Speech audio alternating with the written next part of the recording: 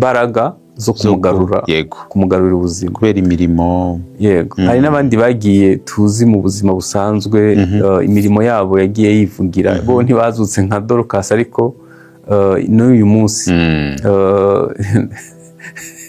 nari ngiye kuvuga ibitari byo, nari ngiye kuvuga ntibazuka buri munsi.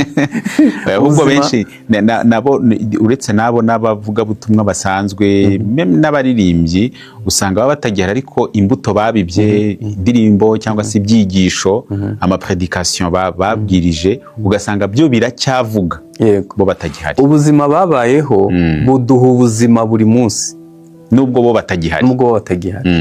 Iyo twibutse ibyo bakoze twumva duhumurijwe, twumva twagira ikirenge mu cabo, twumva twakwigana ingeso zabo, n'abantu bo kwigiraho, kubera ko ubuzima bwabo babayeho bwarimo ubuzima bwa Kristo, ku buryo buduha ubuzima uyu munsi buhoraho.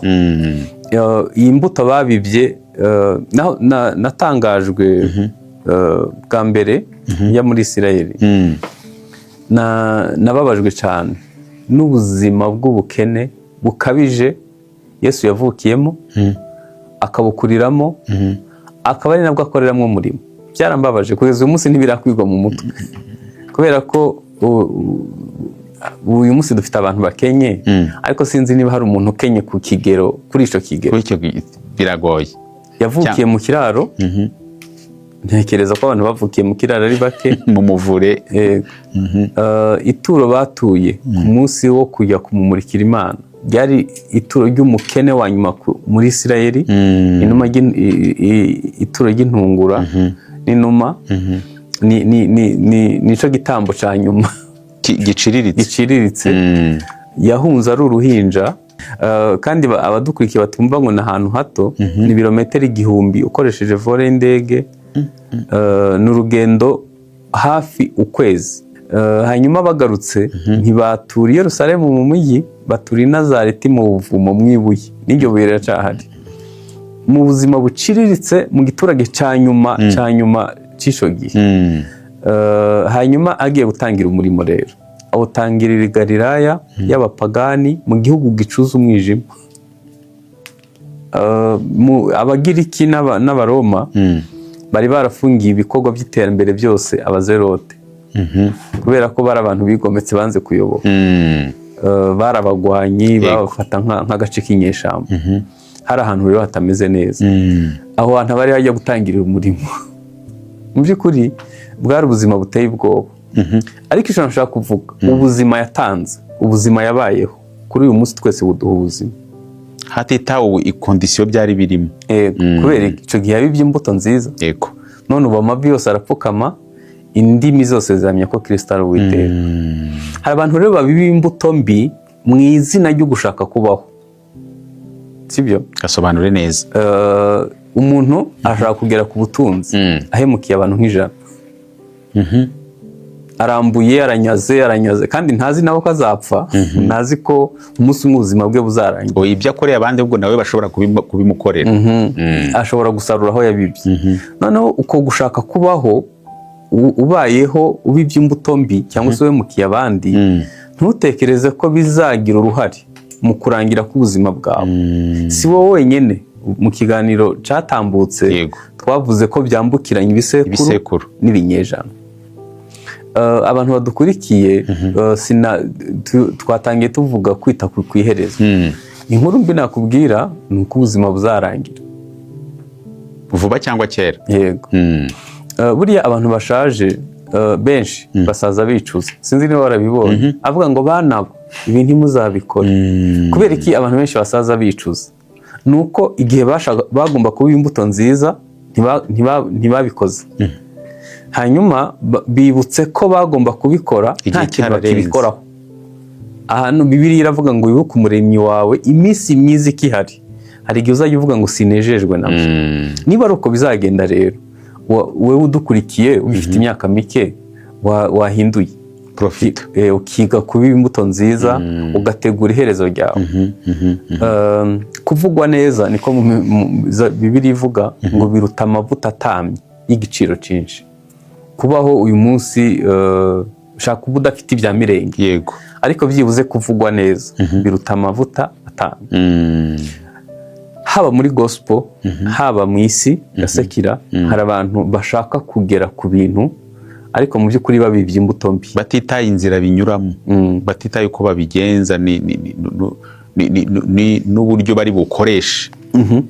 Hari igihe uzifuza kwimuka aho utuye, hari igihe uzifuza gutura mu isi ya wenyine utari buyireme, hari igihe uzumva ko kubaho bidafite igisobanuro, hari igihe ibyo wagezeho bizaba bitakunejeje kubera imbuto mbi wabibye cyangwa se uburyo wabigezeho. Nibwira ko kubiba imbuto nziza ari ikintu cy'ingenzi. Kubiba, iyo umuntu ari kubiba, Pastor nyemera aka kantu nkavuze, iyo umuntu ari kubiba nta jwi rishobora kuba rimubwira ko ari kubiba neza cyangwa nabi, wenda akarisuzugura, ariko ryavuze ryagaragaye ryumvikanye. Bigira ibyiciro. Iyo umuntu wese arimanya amategeko, niyo mpamvu akana k'imyaka 2 gakora mu isukari mwahuza amaso kagahita gahisha, ninde yabimubwiye? Umuntu arimanya amategeko. Iyo ukoze ikintu kibi umutima nama urakubwira ngo urafuditse, ibyo ukoze ni amafuti, ni bibi. Hanyuma hari ubwo ugera wishora mu bintu byinshi bikagera igihe uwo mutima ukawunanira. Uwo mutima rero urapfa.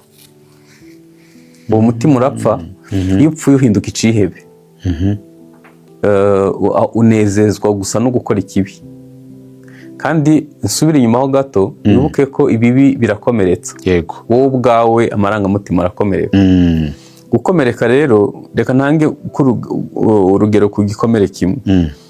Abantu bakomerekejwe no kubabazwa birangira bibabaza, hanyuma bikazarangira bababaza abandi, ku buryo wowe uri kubabara aribwo nishimye.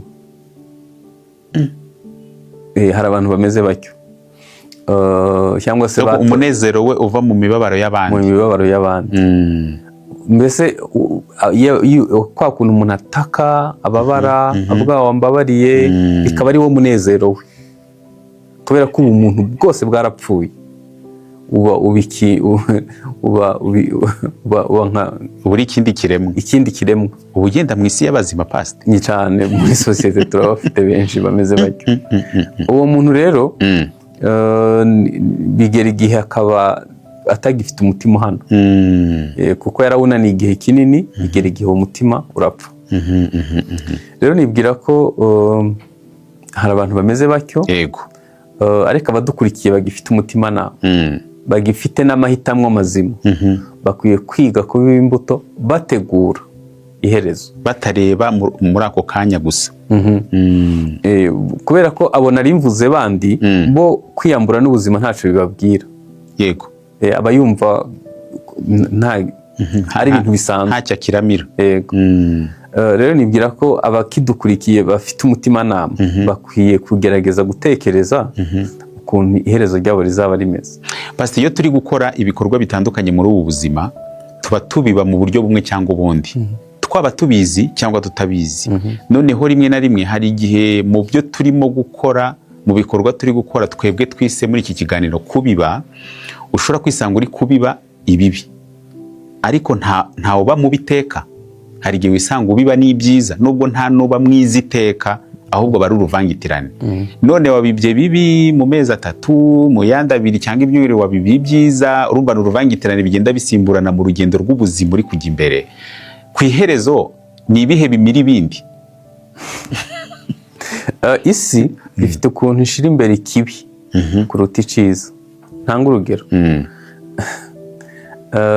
Breaking news ku isi hose bari ikintu kibi akenshi nka 80% iba ari inkuru mbi. Kandi ibitangazamakuru byo ku isi narumiwe, byose niyo mitekerereze.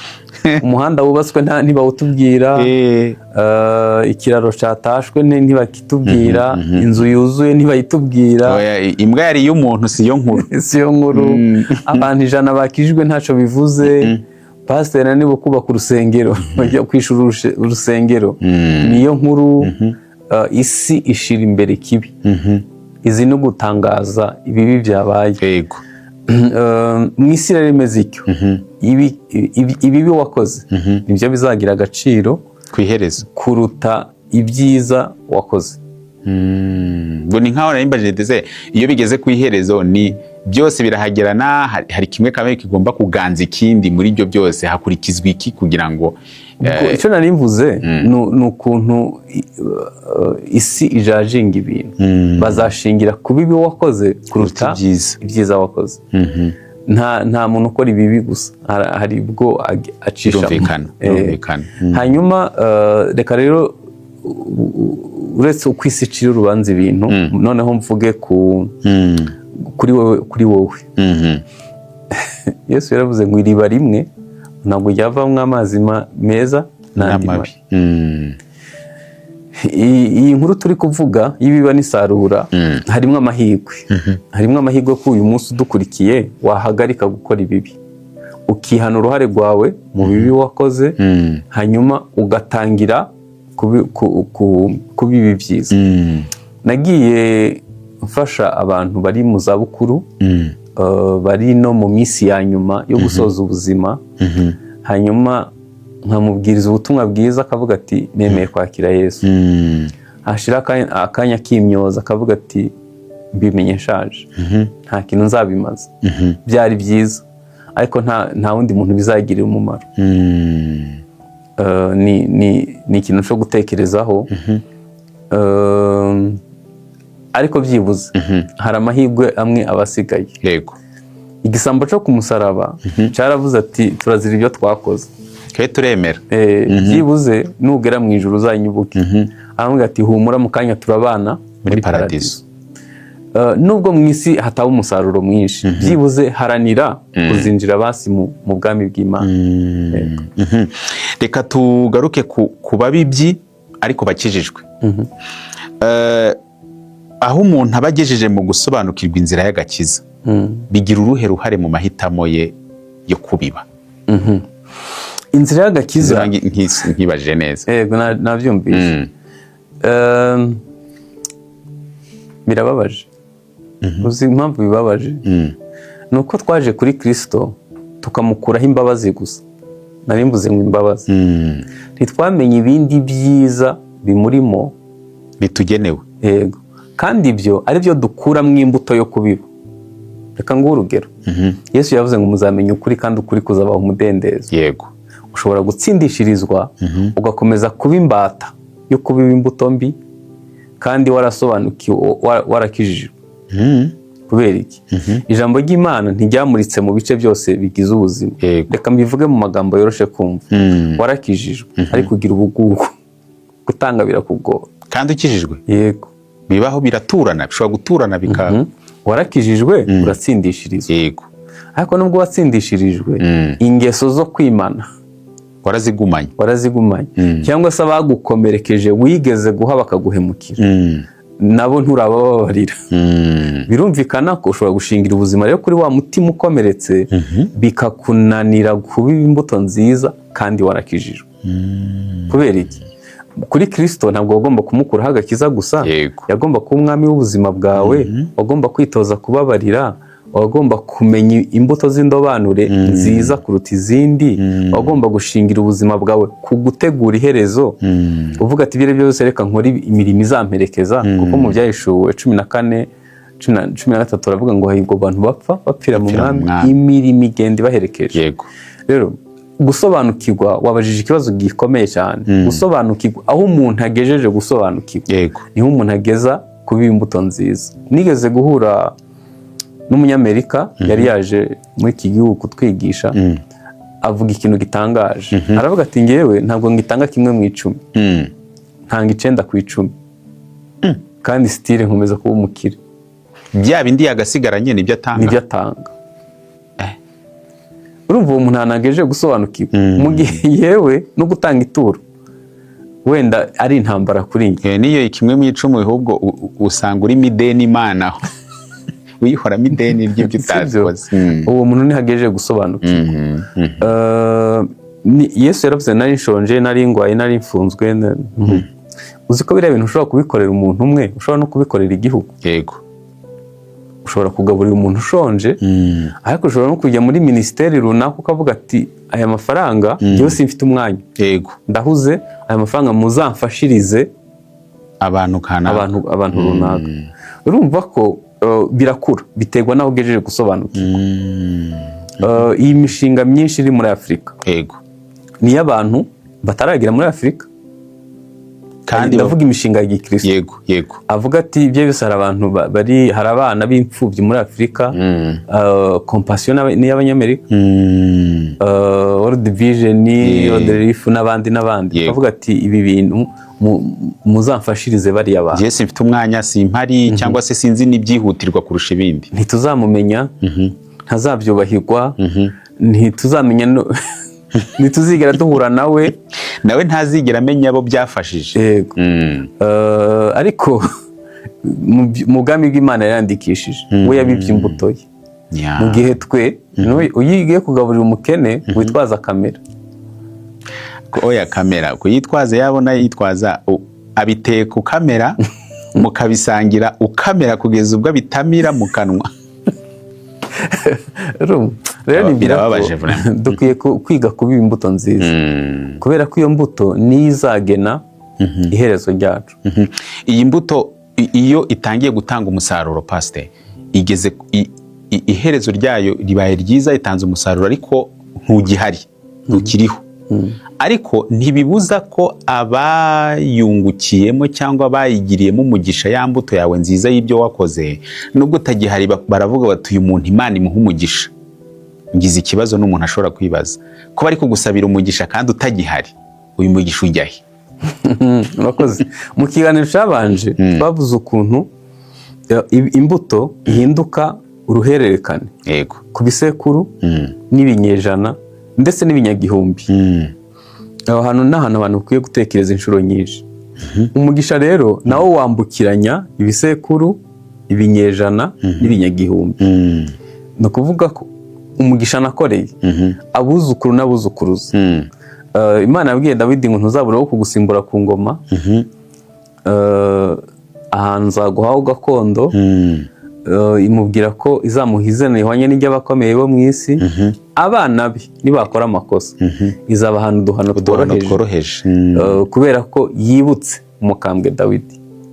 Rero nibwira ko dukwiye gutekereza ko umugisha dukoreye twe kumva maze iminsi ndi kwigisha ahantu, ariko mu by'ukuri nahavuye mbabaye.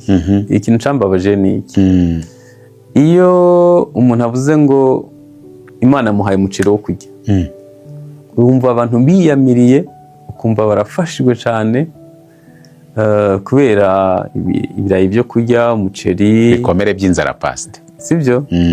Nyine munsi y'ubutayu bwa Sahara twabayeho nabi pe. uzi waturenganya, twabayeho nabi, inzara iraryana. None Dawidi iramubwiye ngo nsezeranye nawe isezerano ry'imbabazi zihoraho. Hanyuma Bibiliya ikavuga ngo cyatumye imenya Aburahamu ngo kwari kugira ngo bazamukomokaho. Ni ukuvuga ngo uruhererekane rwa bya bisekuru n'ibinyejana. Yego. Yesu yaravuze ngo muzava i Yerusalemu mugere ku mpera y'isi. None twebwe niba imyumvire yacu ikigarukiye kuri njye, simfite ikintu cy'ubumana nzasiga mbwiye umwana wanjye, mubwira ati ariko umwana wanjye niba ubaha Imana ukayikunda ukayikorera ukabiba imbuto nziza, Imana yatuvuzeho iki, nawe akazabiraga undi, bikaba uruhererekane. Nukunda Imana izaguha kurama kandi umeze neza. Ngewe ku myaka mfite abantu nasizeyo banywa inzoga, yego, hasigaye bake. Abantu nasizeyo basambana, hasigaye ingerere. Abantu nasizeyo bariyeguriye ubugome, ntekereza ko babarirwa ku mitwe y'intoki. Abasigaye n'abariho bariho batariho. Icyo nashaka kuvuga ni iki: ni uko kubiba imbuto nziza bizaguhesha kubaho, ariko nanone uzabutegurira abazagukomoka. Tukiye kwiga kubiba imbuto nziza. Ni ryahame n'ubundi Bibiliya ivuga yuko ibihembo by'ibyaha ni urupfu, ariko impano y'Imana ni ubugingo buhoraho. Nari mbibajije kuko hari bamwe ashobora kwanga kubiba iyo mbuto nziza, avuga ati n'ubundi nzaba ntakiriho ntacyo bi. Harimo selfish, harimo kwikunda gukabije, aho wumva bishaka umugisha uzaba kuri wowe wenyine. Mbone rero kubwira abakoresha imbuga nkoranyambaga bashaka views z'uyu munsi, urabizi ko ziri gushakwa past mw'isi y'itangazamakuru, abantu nyene bashaka amashi y'uyu munsi. Byako kanya nkunda gutera urwenya nkavuga nti Paulo ibintu yigishije iyo biza kurangirana nawe ubu tuba dusoma iki? Kandi ubu nibwo bifite views. Kuki tudakora ibintu bifite imyaka myinshi imbere? Mu gihe twe tuzaba tutakihari, bizaba umugisha kubazamukomokaho cyangwa. Yego.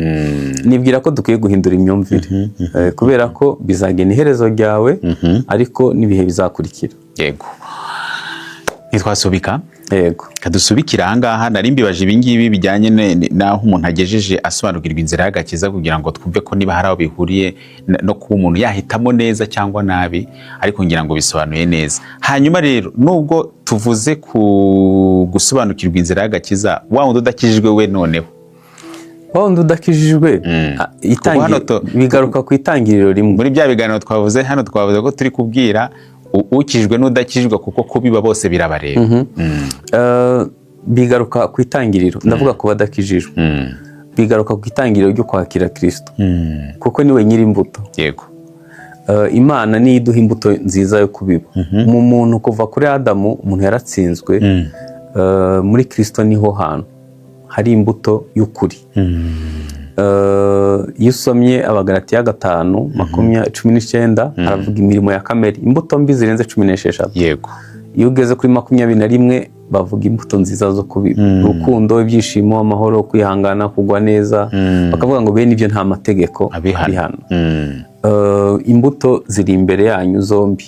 Ni byiza guhitamo imbuto biba, ariko uyu munsi muri iki kiganiro tekereze ko arizo zizagena iherezo ryawe, cyangwa uko uzasoza urugendo rw'ubuzima. Yego. Reka dusubike tuvuga ngo mbese umuntu wamaze kubiba nabi, ubu akaba akiri akaba akiri guhura n'ingaruka, haracyari amahirwe yo gukosora? Yego, amahirwe n'ibihumbi. Amahirwe n'ibihumbi. Iyo umenye indwara urwaye ni 50% yo gukira. Yego. Kuba ubizi ko uri kubiba imbuto mbi ni 50% yo gukosora. Aho hasigaye gushakisha imbuto nziza. Yego. No kumenya inzira wanyuramo ngo uhindukire. Yego. Reka dusubikira ahangaha iki gice. Pastor, turagushimiye cyane. Dushimiye n'umwuka wera gufashe, sinzi niba bajya bamushimira ubwo uraza kutubwira, ariko dushimiye n'Imana yadushoboje gukora utu duce. Ntabwo birangiye, turasubitse, turacyari kuvuga kubiba n'isarura, kuko kubiba ntibizarangira. N'ubu natwe turi kubiba ibi turimo, n'ubu turi kubiba. Reka dusoze dushima Imana, tunashimira, tunasabira umugisha abantu bose tumaze kubana nabo mu bice bimaze kunyuraho, tunabararikira ikindi gice gikurikira. Urakoze cyane. Reka dusenge. Mana, mu izina rya Yesu turasenze kugira ngo dushoboze kuba imbuto nziza. Igihe wari ku musaraba waravuze ngo ibyo gucungura abantu ndabirangije, ushaka wese naza. None ubu amavi yose arapfukama, iyo mbuto turacayisarura. Turasenze kugira ngo natwe dushoboze kugira ikirenge mu cawe no kuba imbuto nziza, kandi dusengeye n'iherezo ryacu. Muri iki gihe turi mu gihe gikomeye, aho hari indwara z'ibyorezo, indwara nyinshi, abantu bafite inkuru mbi. Turasenze kugira ngo ubuntu bw'Imana bubane na buri wese. Iki kiraro gihuza ubuzima bwo mu isi n'ubuzima bw'iteka ryose, uzadushoboze gucambuka amahoro, buri wese uzamuhe kugira iherezo nk'iry'abakiranutsi. Baramu yaravuze ngo icyampa nkazapfa nk'uko abakiranutsi bapfa, ngo nkagira iherezo nk'iryabo. Reka ubuntu bw'Imana bwigaragaze, ushikwe hejuru muri byose, mu izina rya Kristo Yesu. Amen. Amen.